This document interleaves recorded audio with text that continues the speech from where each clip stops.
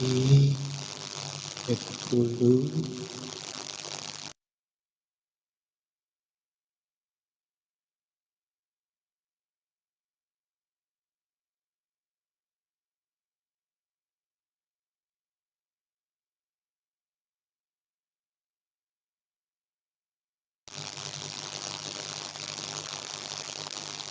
Ah,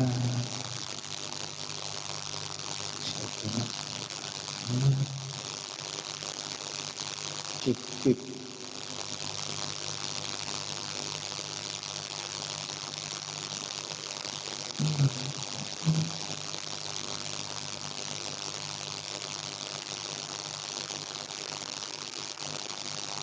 Hmm,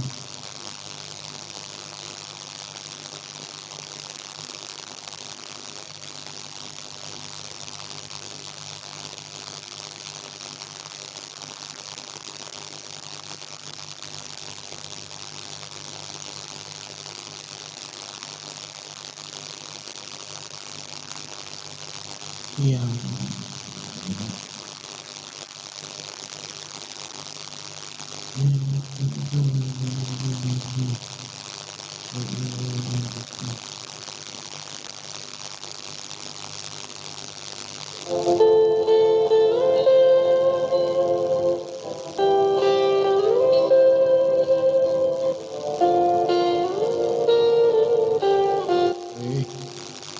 mau sambungin ternyata. Yang dulu dong.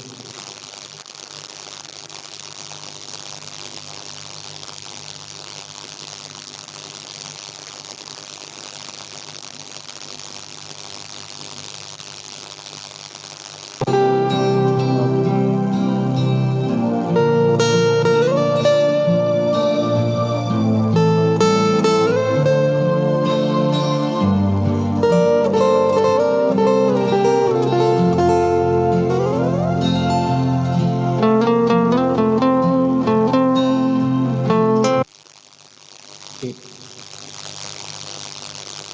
yuk mari kita bersatu di dalam doa. Bapa yang baik, di dalam nama Tuhan Yesus Kristus, terima kasih buat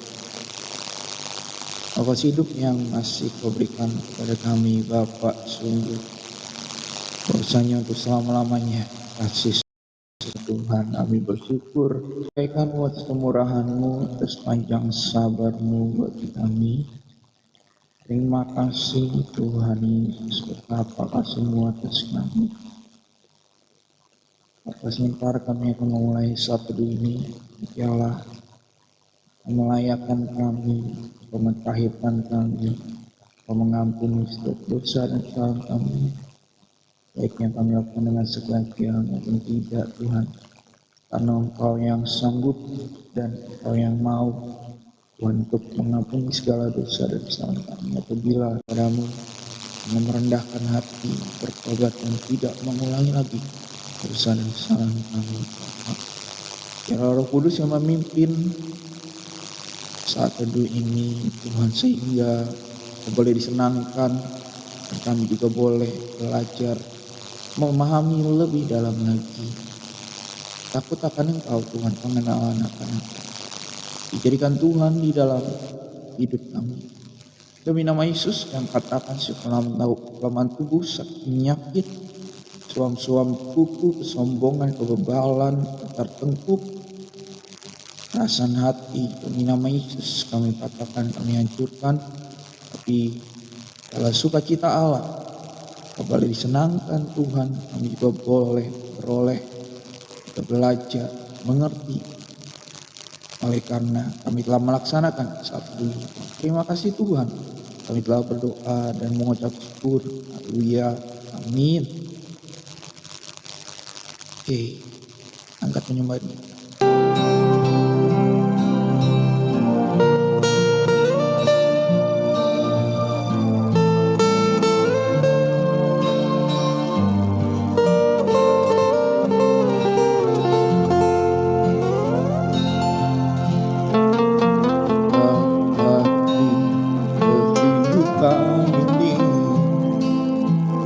Jalan mana yang harus ku pilih?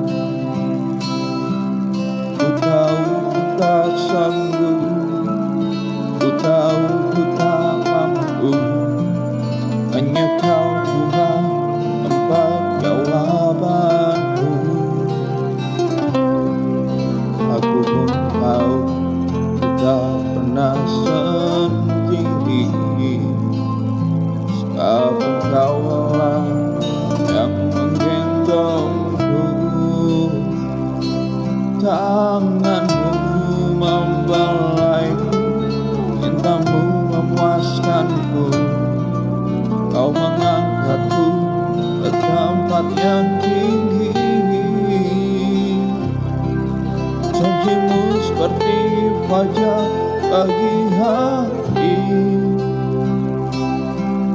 yang tiada pernah terlambat bersinar. Cintamu seperti sungai yang mengalir, dan ku tahu betapa dalam kasihmu.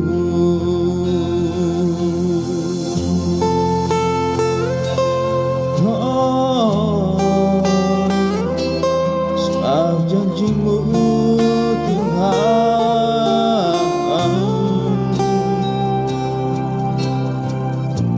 benarlah Tuhan, janjimu seperti fajar baru.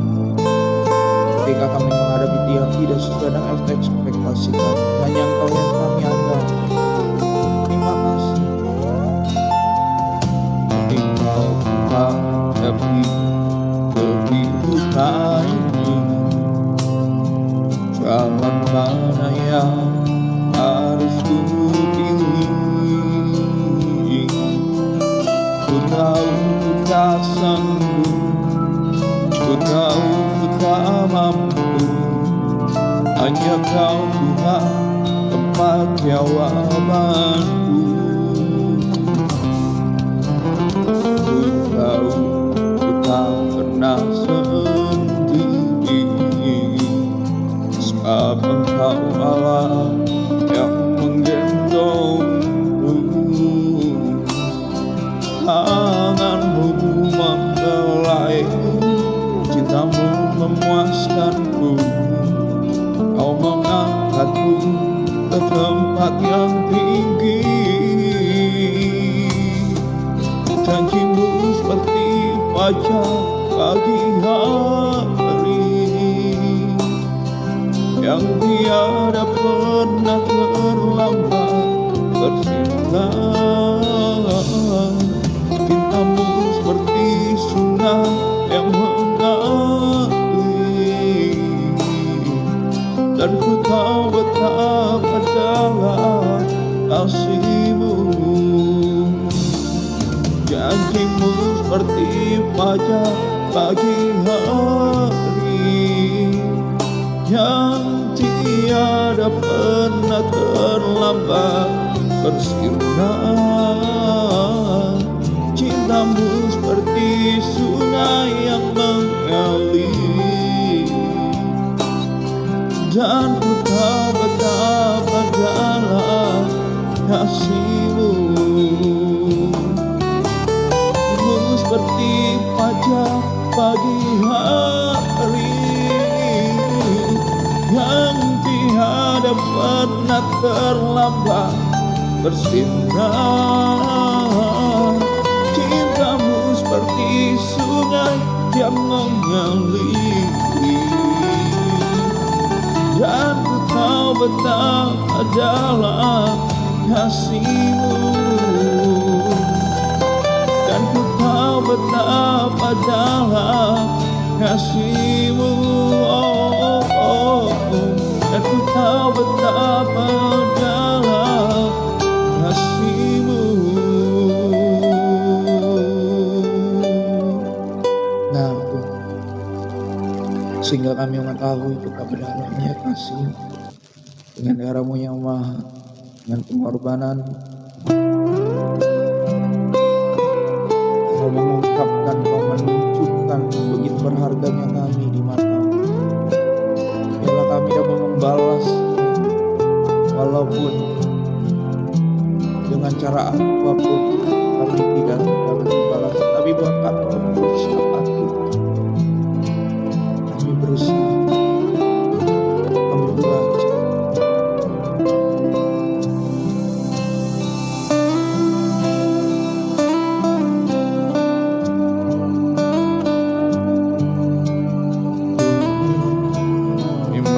Darimu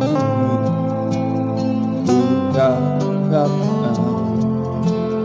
kebaikanku hanya oleh kasih karunia-Mu.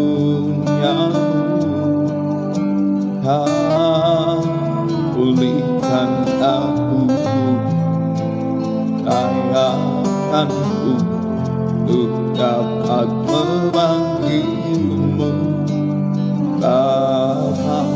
Kau beri yang ku pinta saat ku mencari, ku mendapatkan. Buka pintumu dan kau bukakan, sebab kau Bapa-Ku, Bapa yang kekal. Bapa, kau biarkan aku melangkah hanya sendirian. Kau selalu ada bagiku,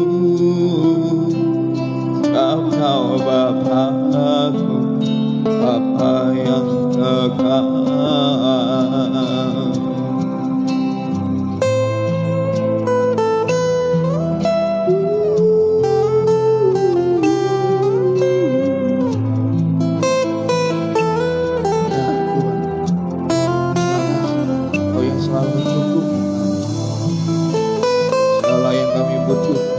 Bahkan yang kami minta, kami cukupi.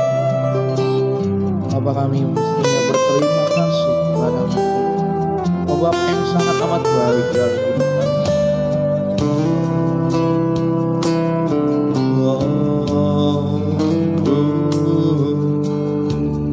Kami terima dari-Mu,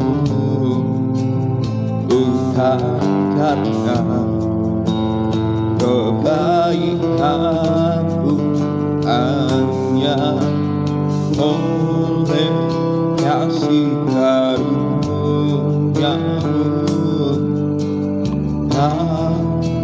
Pulihkan aku, layakkanku dapat memanggil-Mu Bapa. Kau beri yang ku minta saat ku mencari, ku mendapatkan. Ku ketuk pintumu dan kau bukakan, sebab kau Bapa-Ku, Bapa yang kekal.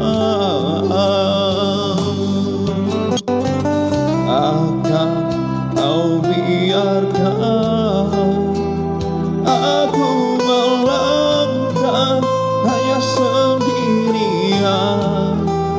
Kau selalu ada bagiku, sebab kau Bapa-Ku, Bapa yang kekal. Kau beri yang ku pinta saat ku mencari, ku mendapatkan. Ku ketuk pintumu dan kau bukakan, sebab kau Bapa-Ku, Bapa yang kekal. Takkan kau biarkan aku melangkah hanya sendirian. Kau selalu ada bagiku, sebab kau Bapa-Ku, Bapa yang kekal. Oh, sebab kau Bapa-Ku, Bapa yang kekal. Sebab kau Bapa-Ku, Bapa yang kekal.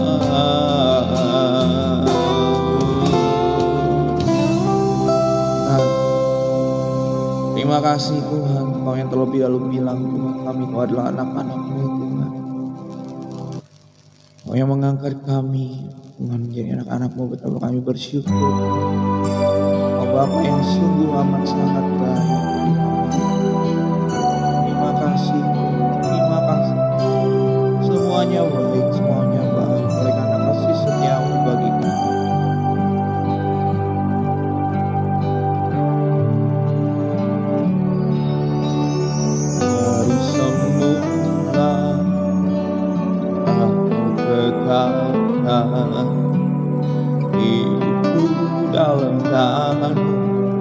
dalam rencana-Mu Tuhan. Rencana indah tak Kau siapkan bagi masa depanku yang penuh harapan.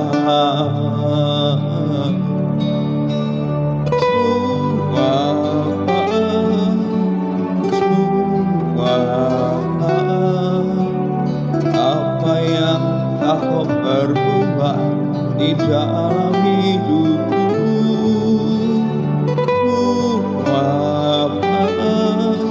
sungguh teramat apa yang Kau berarti.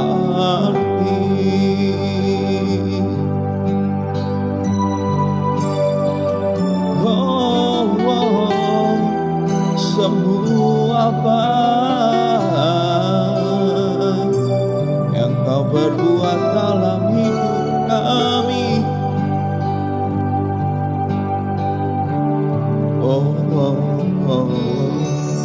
dari semula telah Kau tetapkan hidupku dalam tangan-Mu, dalam rencana-Mu Tuhan. Rencana indah telah Kau siapkan bagi masa depanku yang penuh harapan. Semua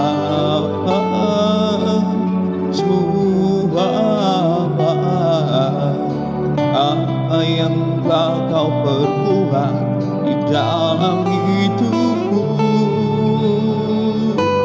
semua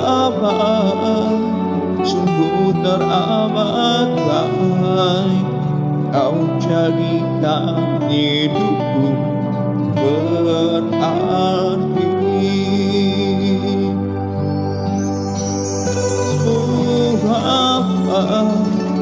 Semua apa yang telah Kau perbuat di dalam hidupku, semua sungguh teramat baik. Kau jadikan hidupku berarti. Kau jadikan hidupku berarti.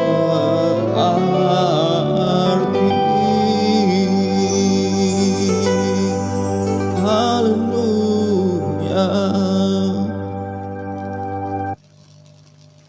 Benar Tuhan, dari semula Kau yang menetapkan kami, Kau yang memanggil kami, Kau yang memilih kami.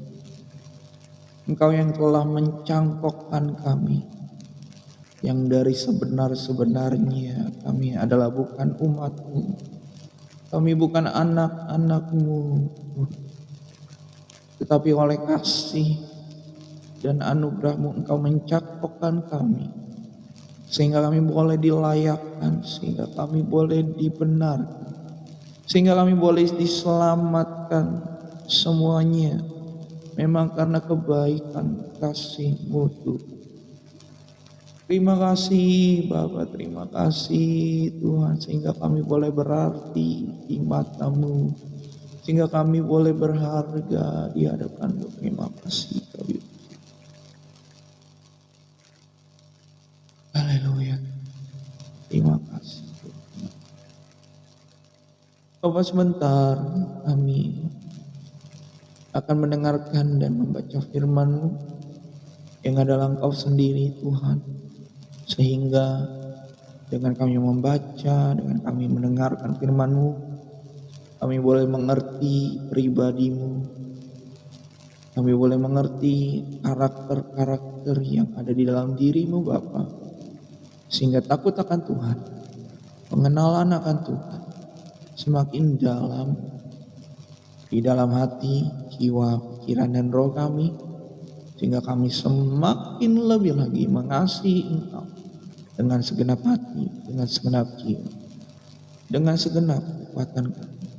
Dijadikan itu di dalam hidup kami. Kami bersati, kami patahkan demi nama Yesus setiap kekerasan hati, kesombongan, tegar tengkuk, iblis setan pencuri berkat firman Tuhan. Demi nama Yesus, hati yang keras, hati yang bersemak duri, hati yang berbatu-batu, hati yang terhimpit di jalan, demi nama Yesus. Kami patahkan Engkau, kami usir Engkau, tidak bisa menjamah hati, jiwa, pikiran, dan roh kami. Demi nama Yesus. Tapi Roh Kudus yang berada di dalam hati kami menguasai kami dengan sepenuhnya. Dan kami mau belajar, taat, dipenuhkan, dipimpin, dan patuh dan Roh Kudus di dalam hati kami. Dijadikan Tuhan. Dalam nama Tuhan Yesus kami telah berdoa dan mengucap syukur. Haleluya. Amin. Oh, haleluya.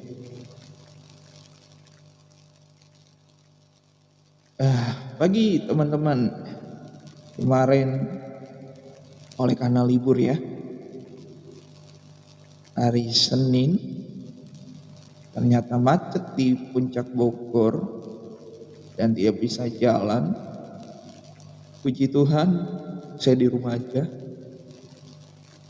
membantu mami saya buat benerin tempat tidurnya sehingga dia lebih bisa tidur dengan nyenyak dan ada space di dalam kamarnya. Puji Tuhan, semua hal mendatangkan kebaikan. Kita harus mensyukuri segala hal, terutama hal-hal kecil yang mungkin hal-hal yang remeh menurut kita. Tapi kalau kita lihat seperti pembacaan schedule kita kemarin, dari hal-hal kecil kita menyadari dan kita mendapat hikmat pengenalan akan Tuhan, dan kita lebih lagi dapat mengucap syukur. Oke, kita buka kitab kita.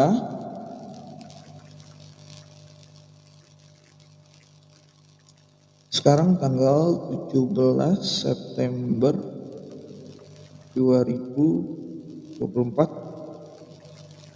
Kita masuk ke kitab baru, yaitu Pengkhotbah pasal yang ke-1, ke-2, dan ke-3. Dan untuk perjanjian baru kita baca dari 1 Korintus pasal yang ke-9. Haleluya.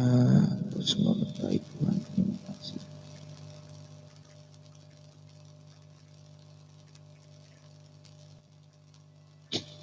Izin numpang minum dulu ya guys. Haus guys.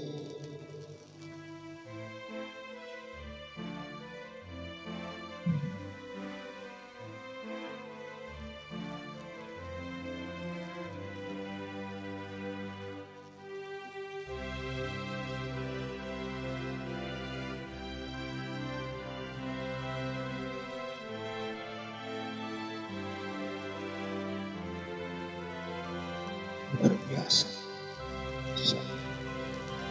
Yang terindah.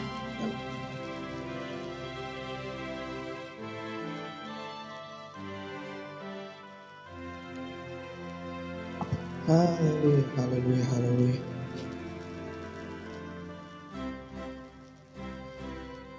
Oke. Pengkhotbah pasal yang pertama.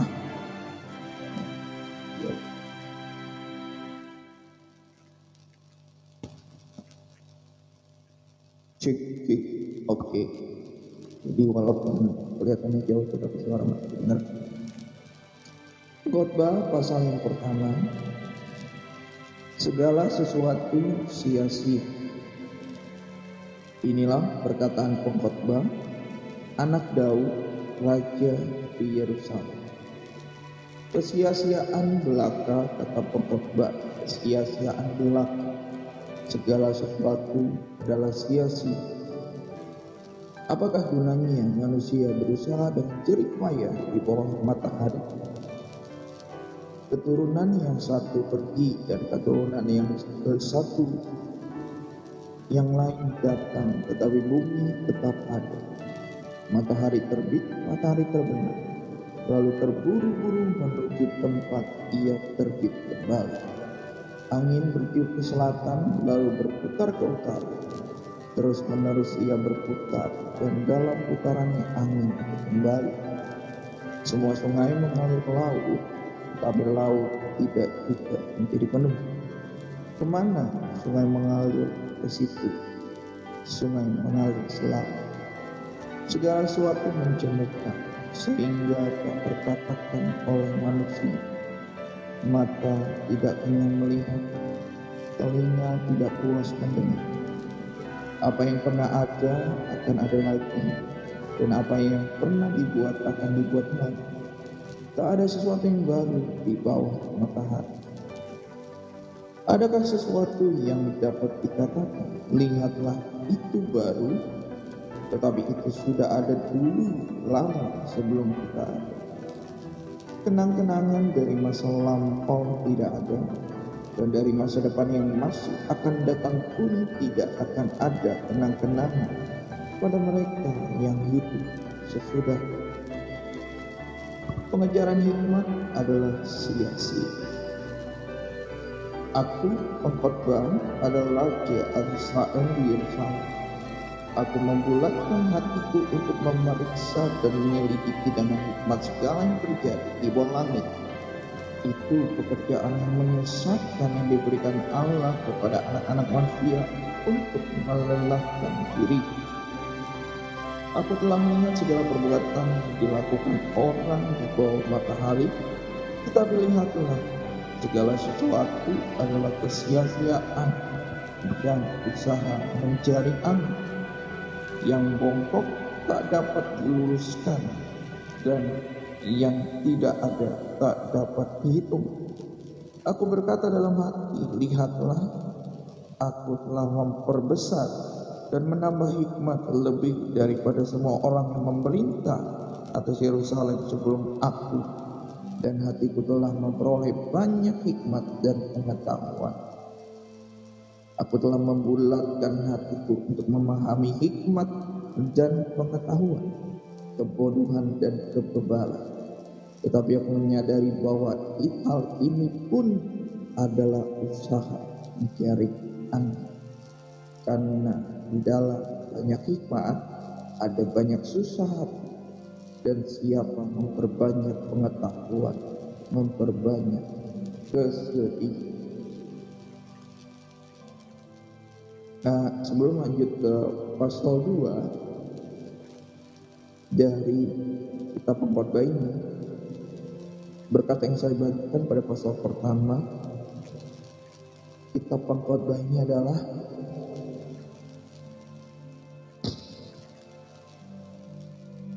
setelah Raja Salomo itu mendapat hikmat dari Tuhan, ia mengamati sekelilingnya, mulai dari hal yang kecil. Semestinya kita juga belajar dari Raja Salomo ketika kita mendapatkan sesuatu yang kita butuhkan dari Tuhan. Karena kan yang dibutuhkan Raja Salomo pada waktu awal pertama dia menjabat sebagai raja adalah hikmat. Demikian juga kita, jika Tuhan sudah memberikan apa yang kita butuhkan, hendaknya yang lebih penting apakah yang kita lakukan setelah kita mendapat apa yang kita butuhkan daripada Tuhan. Apakah kita melakukan apa yang dikehendaki Tuhan, atau apakah kita melakukan apa yang dikehendaki dari diri kita sendiri? Karena di sini kita belajar dari Raja Salomo bahwa ketika dia sudah mendapatkan hikmat dari Tuhan, dia melihat sekelilingnya. Bahkan apa yang sudah dia kerjakan dalam konteks dia kan membutuhkan hikmat untuk boleh mengatur negaranya atau mengatur bangsanya Israel, karena dia tahu dari ayahnya Daud bahwa bangsa Israel itu bangsa yang tegar tengkuk, bangsa yang keras kepala, bangsa yang pendiriannya teguh. Makanya harus ada hikmat untuk mengelola, untuk mengatur bangsa itu. Nah, setelah dia mendapat berkat, mendapat apa yang dia butuhkan, mendapat hikmat dari Tuhan, kita lihat dari sepanjang hidupnya,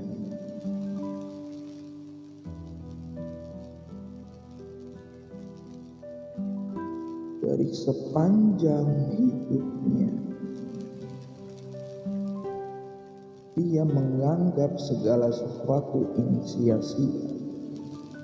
Kalau kita lihat perjalanan dari Raja Salomo, dia tidak mengelola, dia tidak memanage dirinya sendiri di dalam hubungannya, persekutuannya yang erat dengan Tuhan. Dia tidak bercermin dari bapaknya Daud di dalam hal persekutuannya dengan Tuhan. Seharusnya ketika dia melihat Raja Daud itu, kok bapakku dekat banget ya sama Tuhannya.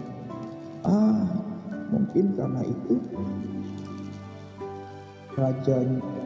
kerajaannya itu lenggang sampai sekarang, aman, tentram, damai, tidak ada masalah, tidak ada konflik sampai sekarang. Nah, dalam pemikiran saya ya, dalam logika saya, kok lu gak pakai hikmat dulu sih untuk berpikir sampai situ? Malah Allah berkawin campur dengan bangsa-bangsa lain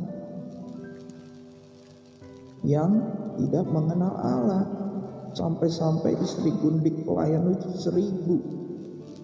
Seharusnya secara logika kalau Salomo itu mengikuti teladan Daud ayahnya, istrinya akan tetap satu dan persekutuan dengan Tuhan semakin erat. Nah, lalu dengan logika saya berpikir, oh jadi Salomo pakai hikmat itu cuma buat mengelola, buat memerintah negaranya atau bangsanya, tapi terhadap dirinya sendiri dia lebih mengedepankan kehendaknya daripada kehendak Tuhan. Hikmatnya yang dia pakai adalah bukan hikmat dari Tuhan, tapi hikmat manusia. Makanya dia menganggap segala sesuatunya sia-sia, karena bukan kehendak Tuhan yang dilakukan, tetapi kehendaknya sendiri. Lalu kita lanjut ke pasal 2 daripada kitab Pengkhotbah. Hikmat dan kebodohan adalah hal yang sia-sia. Aku berkata dalam hati, mari aku hendak memuji kegirangan, menikmatilah kesenangan. Tetapi lihat, juga itu pun sia-sia. Tentang tertawa aku berkata itu bodoh, dan mengenai kegirangan apa gunanya?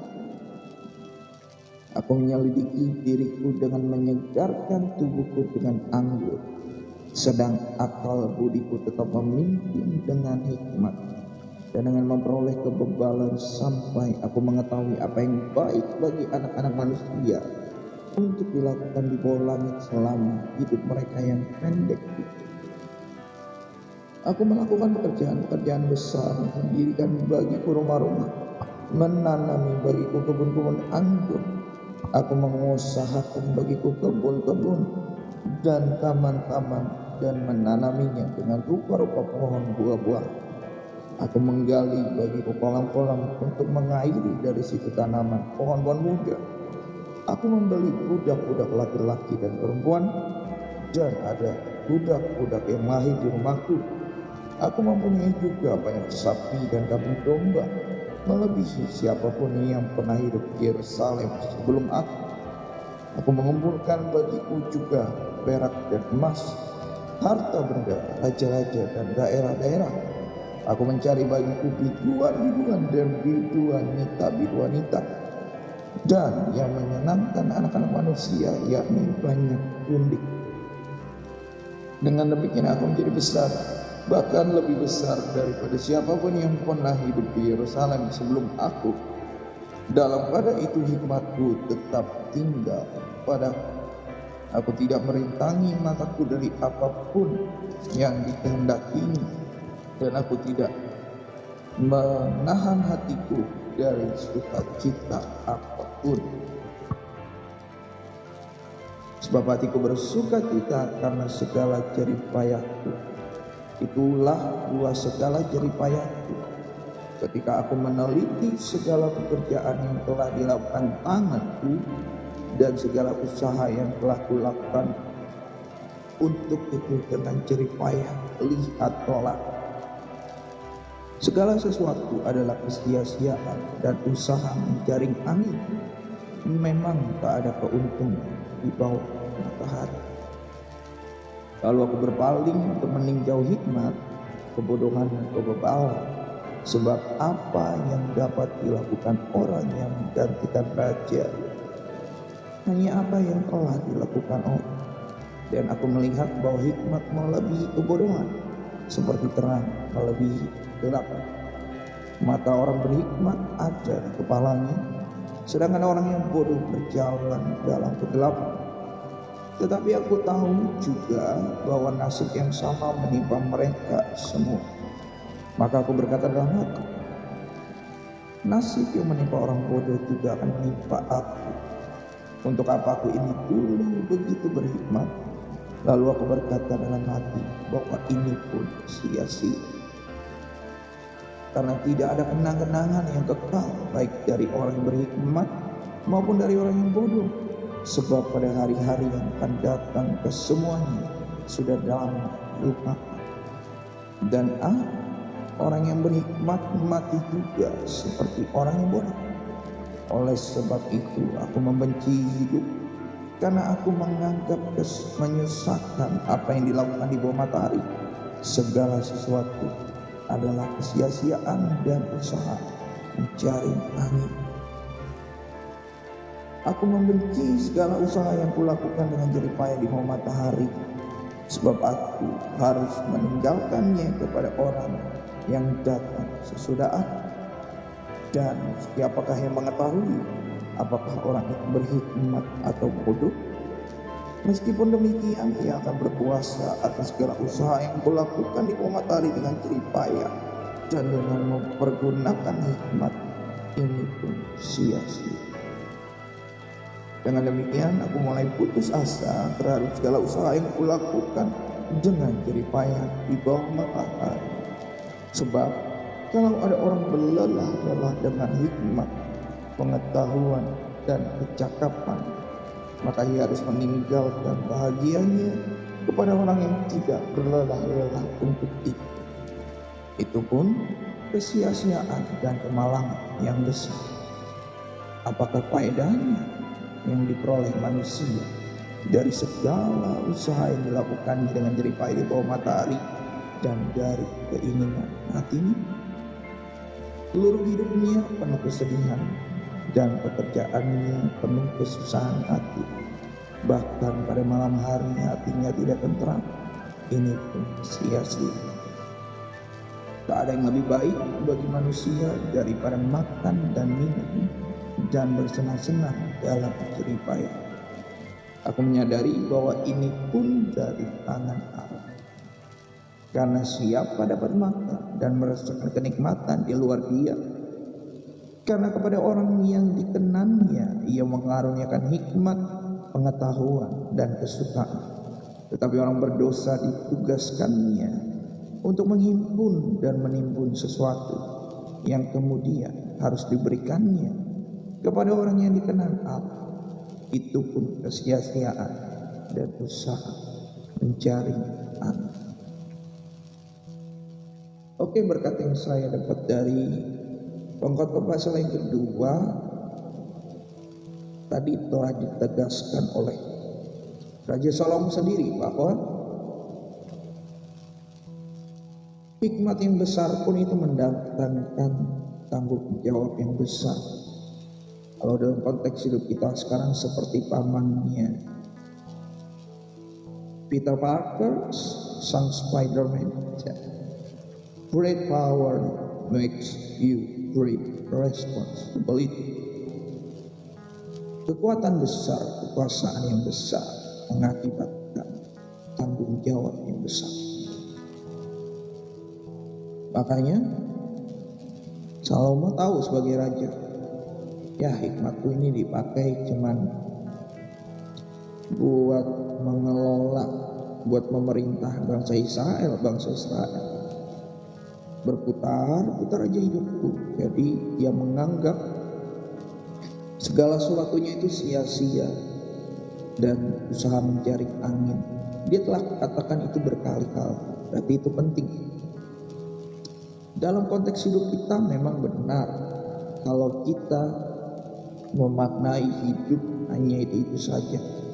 Kita bangun pagi, kita bernafas, kita bekerja, kita cari uang, terus saja seperti itu. Kita cari uang, kita udah dapat keinginan kita, udah dapat rumah, udah dapat motor, udah dapat mobil, udah dapat uang banyak.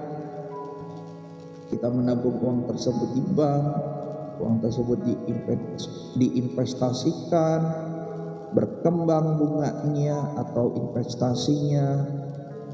Terus orang-orang pengen kita menikah, termasuk keluarga kita pengen kita menikah, akhirnya kita menikah keinginan kita punya anak kita besarkan.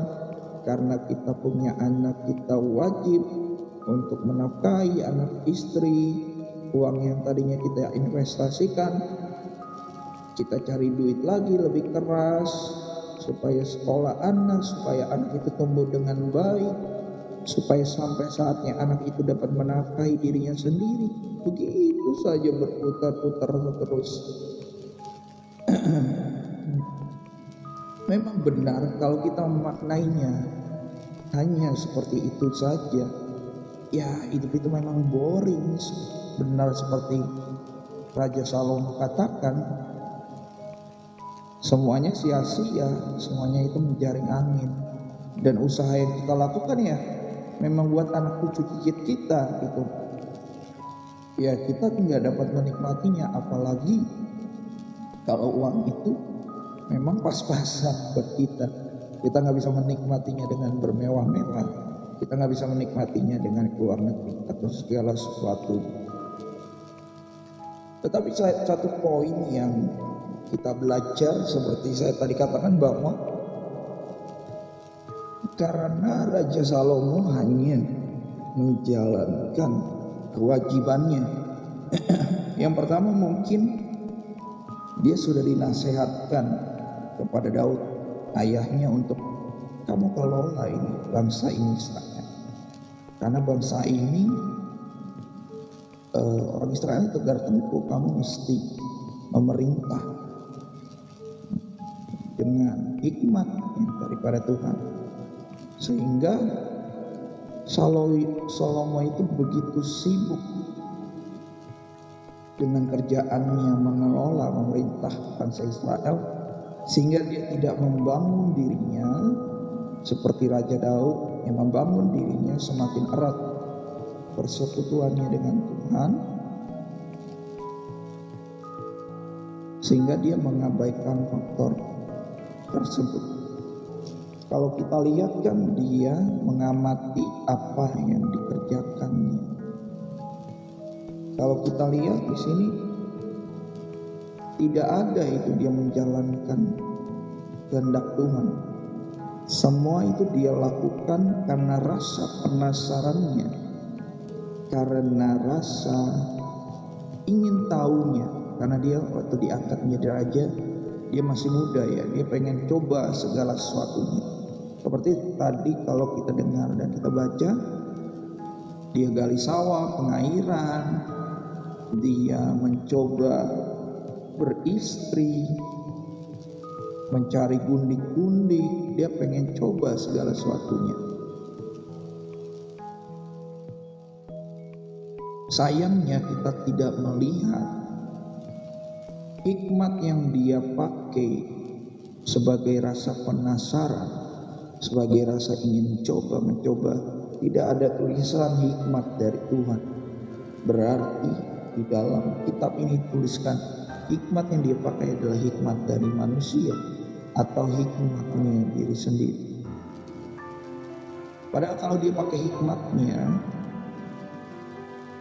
secara logika dia akan mengerti bahwa ada hukum Taurat yang mengatakan, bahkan Tuhan sendiri mengatakan, tidak boleh kamu menikah atau berhubungan kawin campur dengan bangsa di luar Israel. Tetapi Salomo sebagai raja, sebagai yang sudah mendapat hikmat dari Tuhan, melangkahi hukum tersebut. Ya, biarlah kita belajar ketika kita sudah mendapatkan apa yang daripada Tuhan, apalagi apa yang kita butuhkan, jangan justru kita melanggar hukumnya, ketetapannya, peraturan-peraturannya. Justru ketika kita sudah mendapat apa yang kita butuhkan dari Tuhan, kita belajar seperti Daud, semakin erat persekutuan kita dengan Tuhan, karena kita menyadari semuanya dari Tuhan. Lalu ya kita belajar melakukan kehendak Tuhan dan kehendak kita sendiri.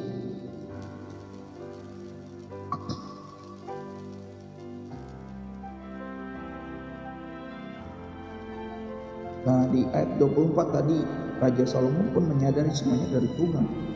Tak ada yang lebih baik bagi manusia daripada makan dan minum dan bersenang-senang dalam jeripayanya.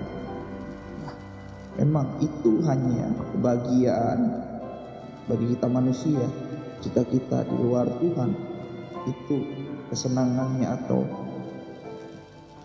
kesenangannya, karena nggak mungkin bahagia, karena bahagianya semu. Aku menyadari bahwa ini pun dari tangan Allah. Jadi nggak ada lagi tuh yang dapat kita banggakan. Kita dapat menikmati jeripaya kita, ya maksudnya kita dapat menikmatinya kalau kita sehat gitu. Kalau kita nggak sehat, sakit. Sehat itu pun dari Tuhan, maksudnya Salomo itu seperti itu. Kita lanjut ke Khotbah pasal yang ketiga. Untuk segala sesuatu ada waktunya. Untuk segala sesuatu ada masanya. Untuk apapun di bawah langit ada waktunya. Ada waktu untuk lahir, ada waktu untuk meninggal. Ada waktu untuk menanam, ada waktu untuk mencabut itu tanah. Ada waktu untuk membunuh, ada waktu untuk menyembuhkan. Ada waktu untuk merombak, ada waktu untuk membangun. Ada waktu untuk menangis, ada waktu untuk tertawa. Ada waktu untuk meratap, ada waktu untuk menari. Ada waktu untuk membuang batu, ada waktu untuk mengumpulkan batu. Ada waktu untuk memeluk, ada waktu untuk menahan diri dari memeluk. Ada waktu untuk mencari, ada waktu untuk membiarkan rugi. Ada waktu untuk menyimpan, ada waktu untuk membuat. Ada waktu untuk merobek, ada waktu untuk menjahit. Ada waktu untuk berdiam diri, ada waktu untuk berbicara. Ada waktu untuk mengasihi, ada waktu untuk membenci. Ada waktu untuk perang, ada waktu untuk damai. Apakah untung kerja dari yang dikerjakannya dengan berjeripaya? Aku telah melihat pekerjaan yang diberikan Allah kepada anak-anak manusia untuk melelahkan dirinya. Ia membuat segala sesuatu indah pada waktunya. Bahkan ia memberikan kekekalan dalam hati mereka. Tetapi manusia tidak dapat menyelami pekerjaan yang dilakukan Allah dari awal sampai akhir. Aku tahu bahwa untuk mereka tidak ada yang lebih baik daripada bersuka-suka dan menikmati kesenangan dalam hidup mereka. Dan bahwa setiap orang dapat makan, minum, dan menikmati kesenangannya dalam segala jeripaya. itu juga adalah pemberian Allah. Aku tahu bahwa segala sesuatu yang dilakukan Allah akan tetap ada untuk selamanya. Itu tak dapat ditambah dan tak dapat dikurangi. Allah berbuat demikian supaya manusia takut akan Dia. Yang sekarang ada, dulu sudah ada, dan yang akan datang sudah lama ada. Dan Allah mencari yang sudah lalu. Di sini kita diingatkan lagi ya, bahwa Salomo mengingatkan kita semuanya itu berasal dari Allah dan Tuhan yang memberikannya kepada kita. Tidak ada yang bisa kita sombongkan, entah itu jeripaya kita, entah itu usaha kita, kekuatan. Ayat ke-16 dari Pengkhotbah pasal yang ketiga. Ketidakadilan dalam hidup. Ada lagi yang kulihat di bawah matahari. Di tempat pengadilan, di situ pun terdapat ketidakadilan. Dan di tempat keadilan, di situ pun terdapat ketidakadilan. Berkatalah aku dalam hati, Allah akan mengadili baik orang yang benar maupun yang tidak adil. Karena untuk segala hal dan segala pekerjaan ada waktunya. Tentang anak-anak manusia aku berkata dalam hati, Allah hendak menguji mereka dan memperlihatkan kepada mereka bahwa mereka hanyalah binatang. Karena nasib manusia adalah sama dengan nasib binatang. Nasib yang sama menimpa mereka. Segala sebagaimana yang satu mati, demikian juga yang lain. Kedua-duanya mempunyai nafas yang sama, dan manusia tak mempunyai kelebihan atas binatang, karena segala sesuatu adalah sia-sia. Kedua-duanya menuju satu tempat, kedua-duanya terjadi dari debu, dan kedua-duanya kembali kepada debu. Siapakah yang mengetahui apakah nafas manusia naik ke atas dan nafas binatang turun ke bawah bumi? Aku melihat bahwa tidak ada yang lebih baik bagi manusia daripada bergembira dalam pekerjaannya. Sebab itu adalah bahagianya. Karena siapa akan memperlihatkan kepadanya apa yang akan terjadi sesudah ia.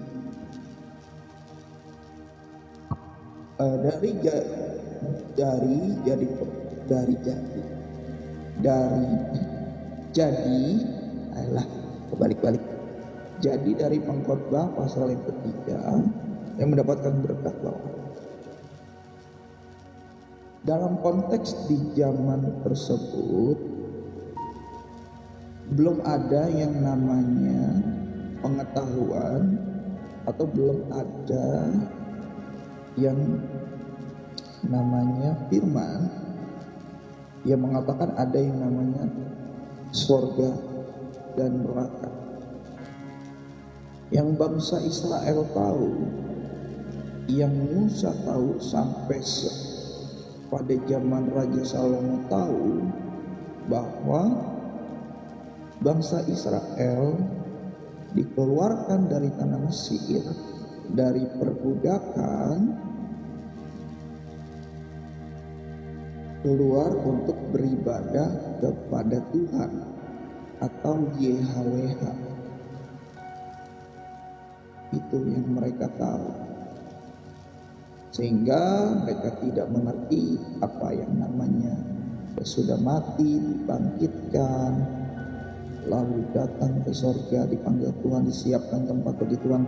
Mereka tidak tahu. Makanya Raja Salomo menganggap ketika dia mati, hal-hal yang dilakukan itu adalah sia-sia. Nah, itu konteksnya. Supaya kita tahu kenapa sih kok Raja Salomo menganggap ini sia-sia. Makanya kita punya banyak argumen tuh, banyak sudut pandang. Apakah Raja Salomo hanya melakukan sesuai dengan kewajibannya aja karena dia sebagai raja, atau apakah memang dia mengerjakannya sesuai dengan kehendaknya sendiri, bukan kehendak Tuhan. Makanya saya sampai berargumentasi atau bersudut pandang seperti itu. Tetapi kalau kita menambahkan dasar dari pola pemikiran Salomo bahwa dia memang belum tahu, belum mengerti bahwa ada sorga dan neraka, bahwa Tuhan menyediakan tempat bagi kita, wajar saja kalau Salomo mengatakan itu sia-sia. Makanya ada konspirasi kan, teori konspirasi, karena penasarannya Raja Salomo mengapa dia mengambil banyak istri, gundik dan pelayan di luar Tuhan, karena dia pengen tahu, ini kalau menyembah berhala gimana sih? Ada rahasianya kah? Ada misterinya kah? Kalau menyembah pagan gimana sih? Kalau menyembah di luar Tuhan gimana sih? Oh, aku punya hikmat. Aku bisa kali, penasaran, coba-coba. Dan akhirnya kalau teman-teman mungkin baca atau dengar atau nonton teori konspirasinya, sampai seseorang itu membuatkan buku yang berisi pengetahuan tentang demonik, yang ada 72 iblis yang dikunci oleh Raja Salomo karena dia telah belajar tentang sihir, tentang pengetahuan tentang pagan, tentang pengetahuan tentang penyembahan berhala, sehingga dia tahu kunci-kunciannya sampai dituliskan oleh orang lain. Itu teori konspirasi ya, kenyataannya kita nggak tahu. Tetapi kalau disambungkan karena rasa penasaran daripada Raja Salomo untuk mencari tahu mungkin dalam hidupnya Raja Salomo pernah berpikir gini, ini hidupku gini-gini aja, gimana sih ya? Pada waktu itu ayahku mengerjakan ini, mengerjakan itu. Coba deh, penasaran, aku pengen mencari ini, apa sih setelah kehidupan, apa sih rasanya jika aku hidup di luar menyembah kepada Tuhan, Sang Pencipta langit dan bumi. Nah, mungkin pada saat itu Raja Salomo karena penasarannya dan karena hikmatnya, dia melakukan segala sesuatunya, dia mencoba segala sesuatu. Nah, kita belajar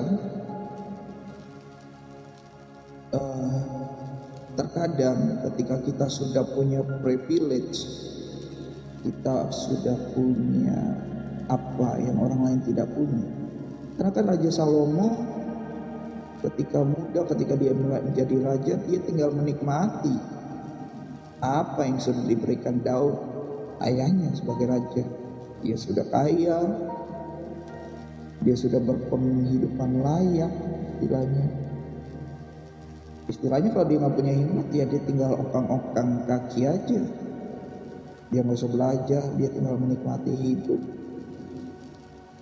Nah, kita belajar terkadang karena kita sudah punya privilege, sehingga kita sudah berada di zona nyaman kita. Terkadang ketika orang tua kita sudah berjerilah bagi kita dan kita tinggal menikmati, terkadang kita sudah berpuas diri dan akhirnya belajar menjadi kesenangan hidup sama dengan dunia. Salomo mengambil istri gundik sampai solir 1000, itu kan dia mau belajar.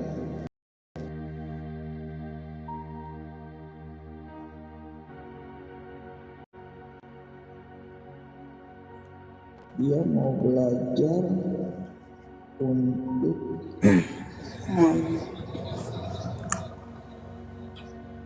Dia mau belajar sama dengan dunia. Dia mau belajar bagaimana orang-orang di luar Tuhan kok ini begini, kayaknya enak nih. Mungkin ya pada waktu itu pola pikirnya ya, padahal dia udah punya hikmat, dia sudah melihat bapaknya. Ya terkadang rasa penasaran kita, rasa kita berada di zona nyaman,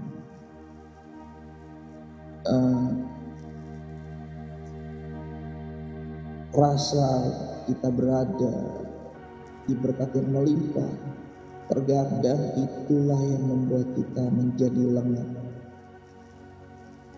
Banyak cerita tentang kelengahan daripada kita dicontohkan seperti ada ada monyet yang sedang berteduh di pohon. Lalu ada orang iseng yang pengen menjatuhkan monyet tersebut, sehingga pohon tersebut digoyang-goyangkan oleh orang itu,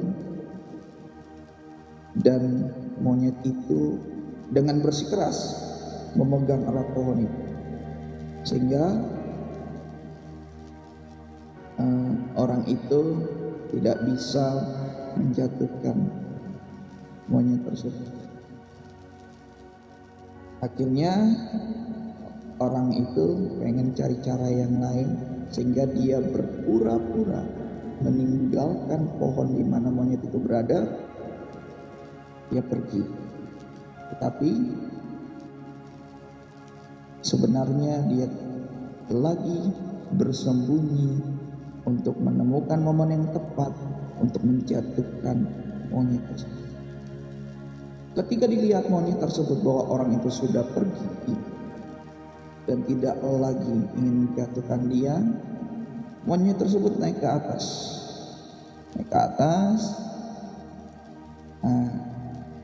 Ada makanan kan di situ, ada pisang. Pohon itu adalah pohon pisang yang tinggi. Dia naik ke atas, dia enak makan pisang sambil ada angin sepoi-sepoi. Dia merasakan nyaman, dia merasakan lega, hidupnya sudah enak, sampai akhirnya dia tertidur. Nah, dalam waktu tidur itulah momen yang tepat orang itu tiba-tiba datang, menggoyang-goyangkan pohonnya dengan keras, dan si monyet itu tiba-tiba terbangun terkaget-kaget dan jatuh. Akhirnya orang itu mendapatkan monyet itu. Terkadang hidup kita pun demikian, teman-teman. Oleh karena kita sudah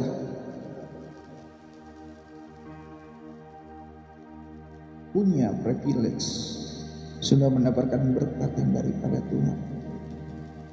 Ketika kita di dalam kesesatan, kita bersujud, berpegang teguh kepada kaki Tuhan, berpegang erat kepada Tuhan karena masalah, karena pergumulan yang kita alami. Kita berpegang erat.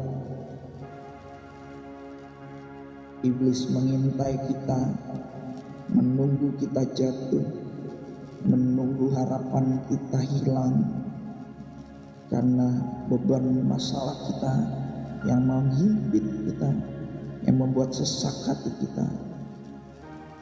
Iblis menanti-nantikan, iblis seperti singa yang mengaum-ngaum mencari mangsanya yang dapat ditelannya.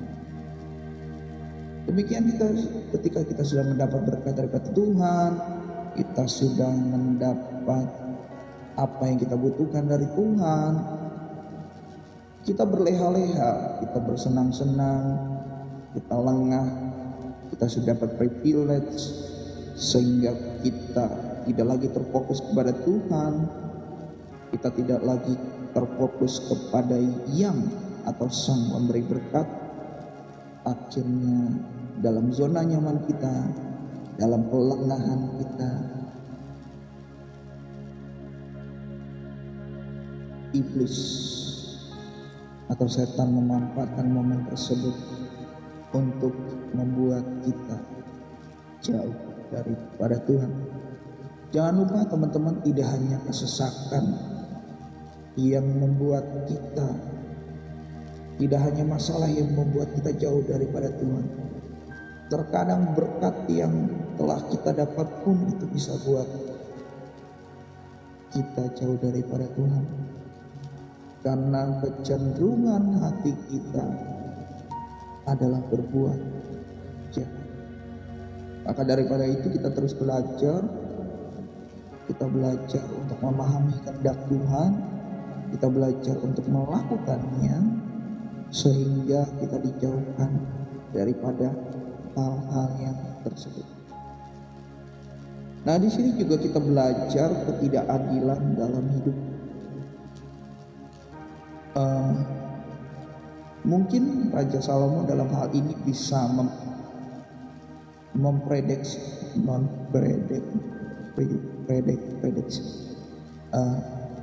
menggambarkan bahwa hidup itu gitu-gitu aja. Dia tahu bahwa dari dulu sampai sekarang, bahkan di masa depan, akan ada ketidakadilan. Karena sepanjang manusia yang menjalankan hal tersebut, akan ada ketidakadilan dikarenakan kepentingan diri sendiri, kepentingan golongan, bukan mengedepankan kepentingan rakyat. Nah, dalam konteks hidup kita sekarang, terutama di Indonesia, kita dihadapkan kepada pemerintah atau pihak yang berwenang seolah-olah dalam tanda kutip tidak peduli dengan hukum atau undang-undang yang dilanggar. Dalam hal ini, dalam konteks ini adalah teman-teman kita yang dilarang untuk berdoa ataupun beribadah, baik itu di rumahnya, di kosannya, di kontrakannya, atau di tempat yang sudah disediakan. Bahkan izin yang dipersulit untuk beribadah atau membangun rumah ibadah. Raja Salomo sudah tahu dari zamannya, sehingga kita belajar, oh memang ini sudah hal yang wajar. Sehingga apa yang perlu kita lakukan? Yang perlu kita lakukan adalah kita mensupport teman-teman kita. Jika kita yang punya uang, tentu saja kita perlu atau kita butuh untuk membagikan uang tersebut. Baik itu diwujudkan melalui izin untuk membangun rumah ibadah, ataupun kita hire pengacara yang kompeten atau badan hukum yang kompeten sehingga dapat menengahi baik itu oknum yang menghalangi kita untuk beribadah atau berdoa, atau menengahi pemerintah setempat, baik itu RT, RW, lurah, camat, kabupaten, bupati, atau gubernur di sana. Baik bagi kita yang hanya punya di sini cuma bisa berdoa, ya kita harus berdoa bagi mereka supaya mereka tetap dikuatkan dan diteguhkan Tuhan, supaya pengharapannya tidak hilang di dalam Tuhan. Ayo sih. Lalu kita juga belajar dari Pengkhotbah pasal yang ketiga ini bahwa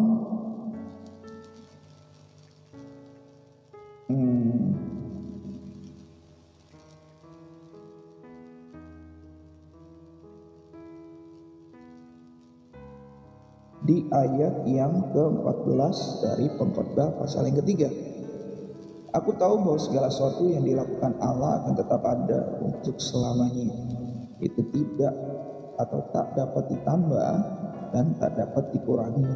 Allah berbuat demikian supaya manusia takut akan Dia. Nah, kita belajar dari Salomo bahwa Salomo mengetahui maksud dalam hal ini adalah hukum Taurat ya.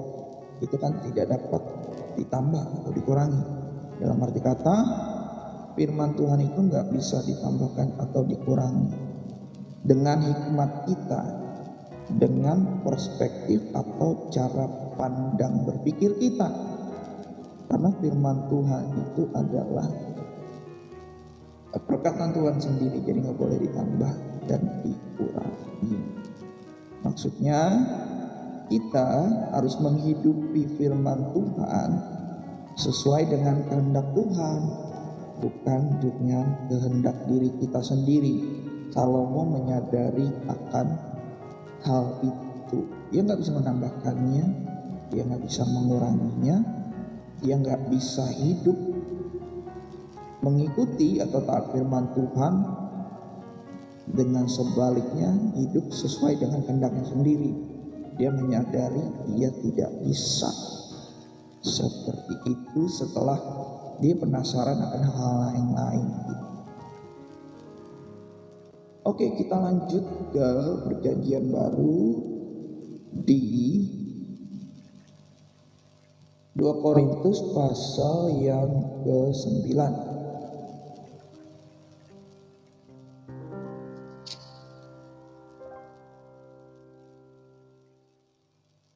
Haleluya. Pengumpulan uang untuk Yerusalem. Tentang pelayanan kepada orang-orang kudus, tidak perlu lagi aku menuliskannya kepada kamu. Aku telah tahu kerelaan hatimu tentang mana aku memegahkan kamu kepada orang-orang Makedonia. Kataku, Akaya sudah siap sedia sejak tahun yang lampau, dan kegiatanmu telah menjadi perangsang bagi banyak orang. Aku mengutus saudara-saudara itu agar kemegahan kamu dalam hal ini atas kamu jangan ternyata menjadi sia-sia, tetapi supaya kamu benar-benar siap sedia seperti yang telah kukatakan, supaya apabila orang-orang Makedonia datang bersama-sama dengan aku, jangan mereka mendapati kamu belum siap sedia, sehingga kami untuk tidak mengatakan kamu merasa malu atas keyakinan kami itu. Sebab itu aku merasa perlu mendorong saudara-saudara itu untuk berangkat mendahului aku, supaya mereka lebih dahulu mengurus pemberian yang telah kamu janjikan sebelumnya, agar nanti tersedia sebagai bukti kemurahan kamu dan bukan sebagai pemberian yang dipaksakan. Jadi konteksnya sebelum kita lanjut ke ayat 6 dan selanjutnya, konteksnya pasal 9 dari 2 Korintus ini adalah konteks pelayanan kasih. Pelayanan kasih itu ada yang namanya penginjilan, perkunjungan, dan diakonia. Penginjilan seperti kata-katanya adalah misi untuk daripada pengikut Kristus untuk menginjil atau memberitakan kabar baik kepada orang-orang yang belum mengenal Tuhan, yang belum mengenal Yesus sebagai Tuhan dan Juru Selamat. Konteks yang kedua adalah diakonia. Jadi pengikut Kristus, kita dengan kerelaan hati mengumpulkan apa yang kita punya untuk kita suci disilang dalam tanda kutip, untuk kita bagikan kepada pengikut Kristus, saudara kita seiman, janda-janda yang tidak mampu untuk menghidupi dirinya sendiri. Yang ketiga adalah perkunjungan, di mana kita dengan kerelaan hati memberikan apa yang kita punya untuk kita mengunjungi setiap pengikut Kristus, setiap jemaat Tuhan, saudara kita seiman, untuk meninjau, untuk memberkati, untuk mengajari, sehingga mereka merasakan kasih yang kita wujudkan dalam perbuatan kita dengan apa yang sudah kita berikan, baik itu pengajaran kah, baik itu finansial kah, baik itu kebutuhan mereka sehari-hari kah, seperti itu. Sehingga dalam konteks ini Rasul Paulus mengingatkan kembali jemaat Efesus, yang ada padamu ini kan dalam hal finansial. Jadi tolong kamu siapkan dengan kerelaan hatimu, karena sudah ada teman-teman kita, pengikut Kristus, saudara seiman kita yang bersiap, sudah menyiapkan nih hati, jiwa, roh, pikiran mereka. Mereka sudah belajar firman Tuhan, mereka sudah mengenal dengan karakter mereka, dengan attitude mereka. Mereka siap nih untuk melakukan pelayanan kasih buat ketiga hal yang tadi gitu. Jadi mereka udah siapkan nih kekuatan mereka, diri mereka, kesediaan mereka untuk boleh nih mereka melangkah nih. Tinggal dananya saja, tolong kamu siapkan dengan kerelaan hatimu. Konteksnya Rasul Paulus itu menjelaskan kepada jemaat di Efesus,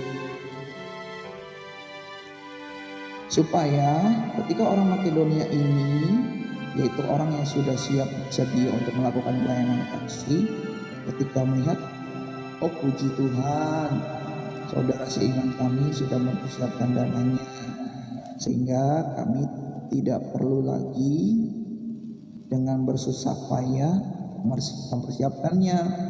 Karena orang Makedonia itu menyadari bahwa mereka tidak punya apa-apa, mereka miskin, mereka tidak mampu. Makanya yang mereka berikan ya kekuatan mereka, diri mereka sendiri, kemauan mereka.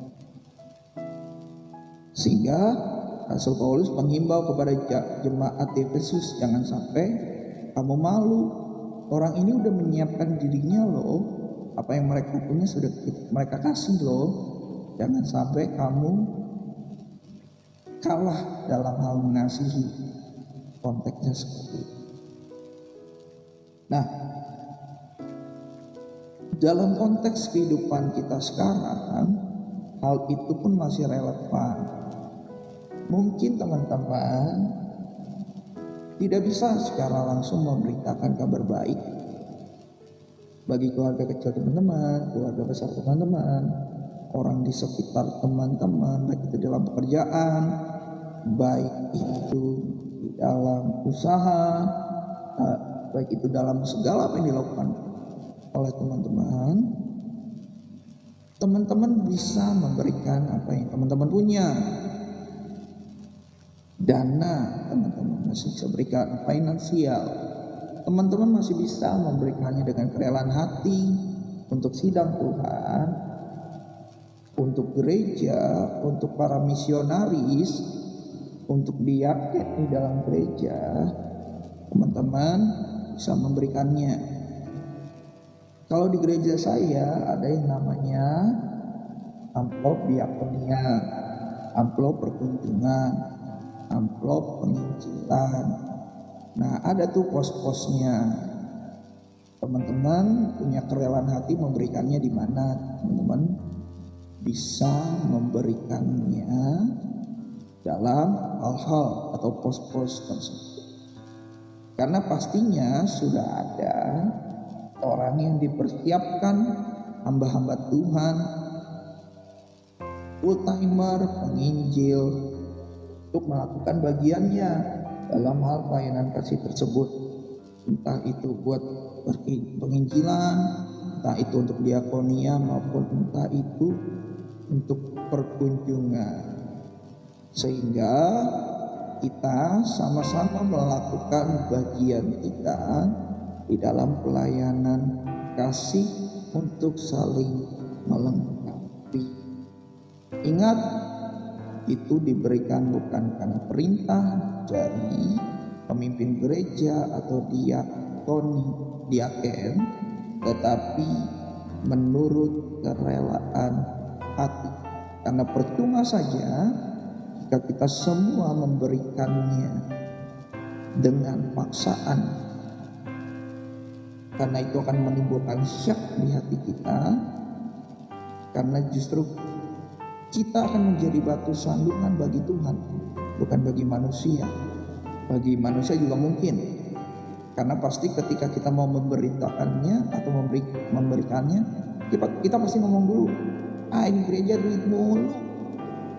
Bukannya gereja yang memberikan kepada kita, tetapi dari kita untuk kita kepada kita.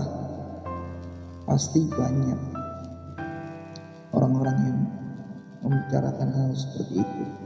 Jadi kalau kita memang tidak mau atau tidak rela hati untuk memberitakannya, sebaiknya jangan. Daripada kita menjadi batu sandungan bagi Tuhan, juga kita menjadi batu sandungan bagi orang lain ketika kita mengeluhkan hal tersebut. Oke, nah ini diteguhkan lagi nih di ayat selanjutnya. Di ayat ke-6 dari 2 Korintus pasal yang ke-9. Memberi dengan sukacita membawa berkat.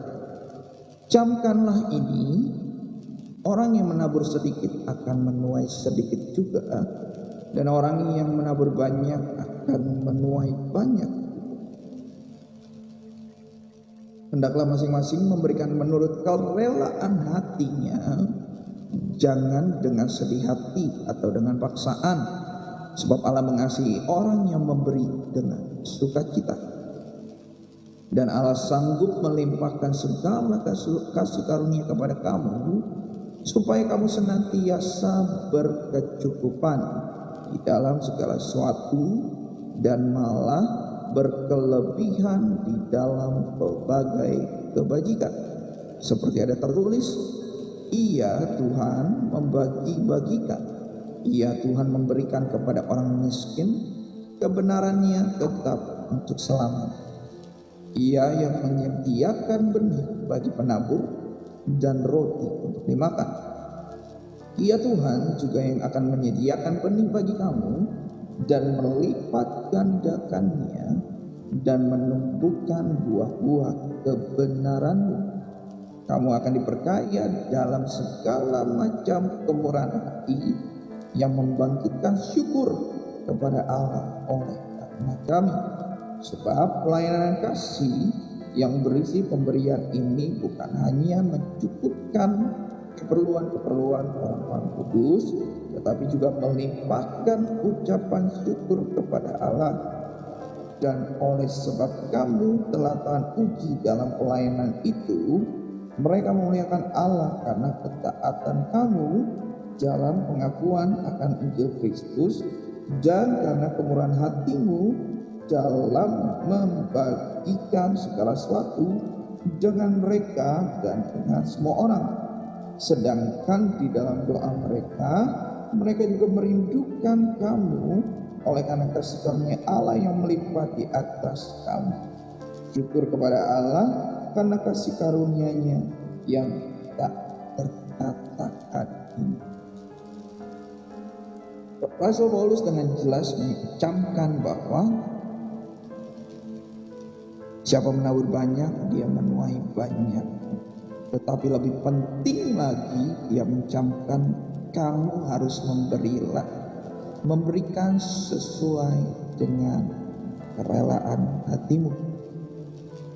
Mengapa Rasul Paulus mencamkan hal yang demikian? Karena dia menyadari Tuhan itu melihat hati, Tuhan itu melihat niat di dalam hati kita. Jika niat kita tidak baik, dengan terpaksa memberi, apa gunanya? justru kita berdosa dalam hati kita. Jadi kita memberi dengan apa yang kita punya sesuai dengan kerelaan hati kita.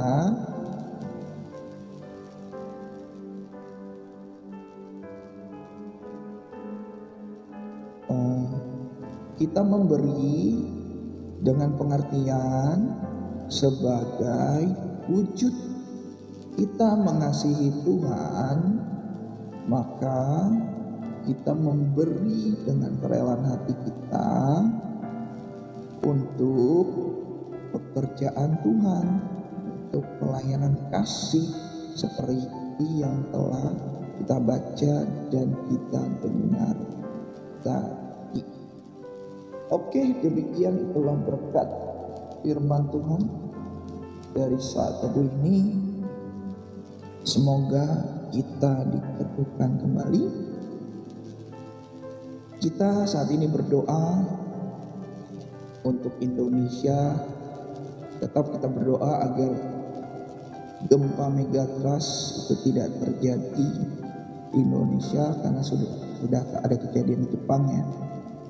Kita juga berdoa supaya Undang-Undang 45 konstitusi tetap dijaga oleh seluruh rakyat Indonesia.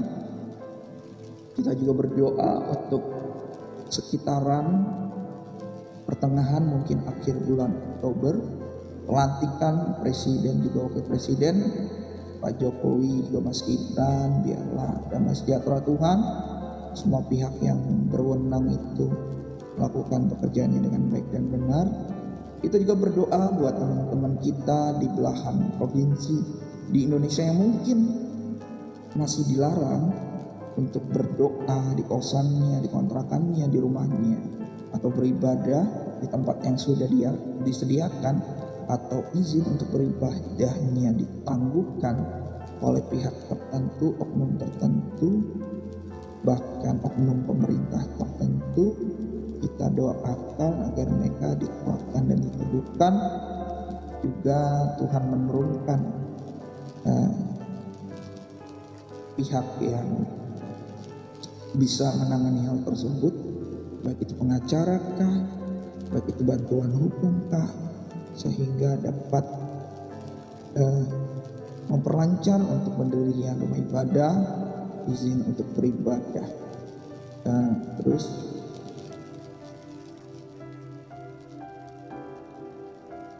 mungkin itu dulu kita berdoa. Mari kita bersatu di dalam doa. Bapa yang baik, di dalam nama Yesus kami mengucap syukur Tuhan buat segala yang Kau perbuat di dalam hidup kami. Terima kasih untuk nafas hidup-Mu. Terima kasih untuk pujian penyembahan yang telah kami naikkan di hadapan-Mu. Ya Allah, hati-Mu boleh senangkan. Terima kasih untuk firman-Mu yang kembali meneguhkan kami di mana segala sesuatunya memang kalau dengan rutinitas kita lakukan itu sia-sia. Tetapi jika tujuan kami, purpose hidup kami adalah belajar melakukan kehendak-Mu, maka segala sesuatunya tidak akan menjadi sia-sia. Jika kami melakukan kehendak kami dalam hidup kami, memang segala jerih payah kami akan sia-sia. Tetapi jika kami belajar melakukan kehendak dalam hidup kami, tidak ada yang namanya sia-sia. Kami juga diteguhkan kembali bahwa semua yang kami punya, termasuk jerih payah kami, kesenangan untuk menikmati hidup, semua juga itu berasal daripada Engkau Tuhan. Kami menyadari hal itu. Juga kami belajar bahwa kami harus memberi pelayanan kasih itu dengan kerelaan hati, dengan pengertian yang benar.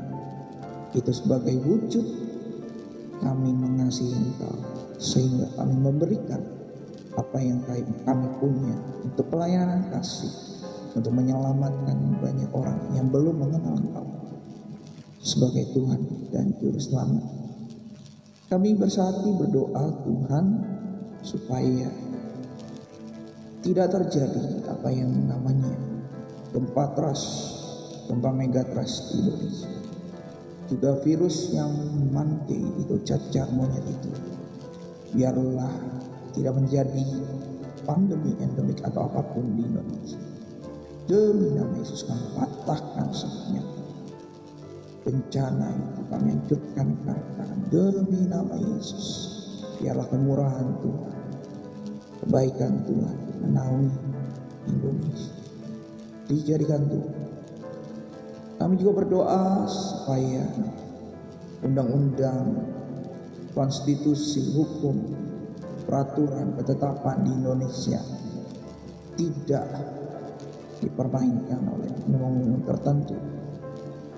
Demi nama Yesus kami patahkan niat jahat, demi nama Yesus, sehingga Tuhan Yesus, hak dan kewajiban kami sebagai warga negara Indonesia itu terpenuhi. Indonesia Emas 2045 jadi dalam Yesus. Kami berdoa juga untuk pelantikan daripada Pak Presiden Pak Prabowo, juga Wakil Presiden Mas Gibran, sekitaran bulan Oktober tengah dan akhir. Damai sejahtera yang daripada Tuhan, tidak ada pecah belah kubu masing-masing, tidak ada oknum apapun yang memecah belah kami bangsa Indonesia. Demi nama Yesus kami katakan kami hadir. Pendidikan di Indonesia juga semakin lebih baik.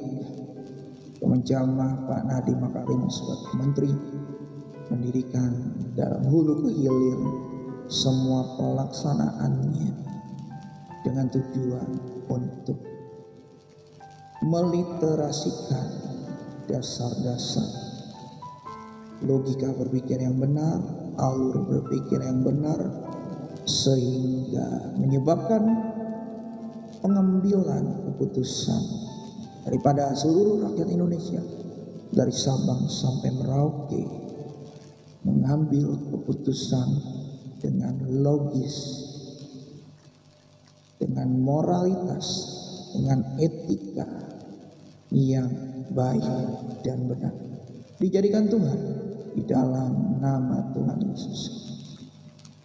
Kami juga berdoa biarlah Roh Kudus yang memampukan kami dalam segala hal yang kami lakukan, baik studi kami, tugas kami, pekerjaan kami, usaha kami, sehingga apapun yang kami lakukan berhasil, dan dimanapun kami melangkahkan kaki kami beruntung, karena kami belajar melakukan kehendak-Mu Tuhan, melakukan apa yang Roh Kudus bisikan di dalam hati kami. Dijadikan itu bagi kami di dalam nama Tuhan Yesus Kristus, sehingga kami boleh menjadi berkat bagi orang lain, dan nama-Mu lah yang diprioritaskan, dimuliakan. Dalam nama Yesus kami telah berdoa mengucap syukur. Demi nama Yesus kami patahkan iblis, setan, kelemahan, tugas, penyakit, niat jahat manusia, kekebalan, kesombongan, kekerasan hati, kegagalan. Demi nama Yesus kami patahkan, tapi penyertaan-Mu, pimpinan-Mu Roh Kudus ada di dalam hati kami, dan kami juga berkomitmen belajar melakukan kehendak-Mu di dalam hidup kami, sehingga tidak ada yang namanya sia-sia dalam kami menjalani hidup kami. Terima kasih Tuhan, kami telah berdoa dan mengucap syukur.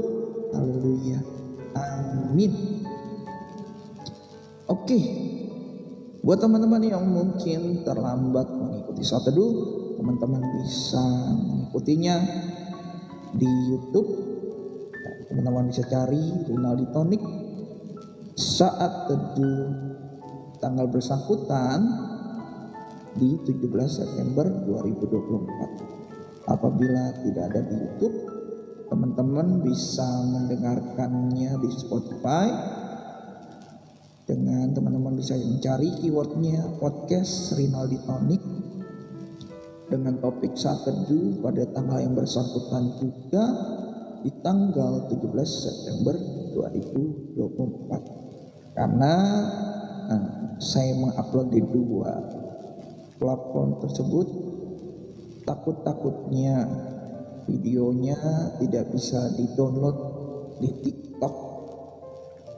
Jadi ketika saya tidak ada videonya, saya bisa mengupload audionya di Spotify dan teman-teman masih bisa mengikuti saat teduhnya di Spotify. Akhir kata, Tuhan Yesus memberkati. God bless you all. Sampai jumpa besok hari di waktu yang sama. Bye-bye.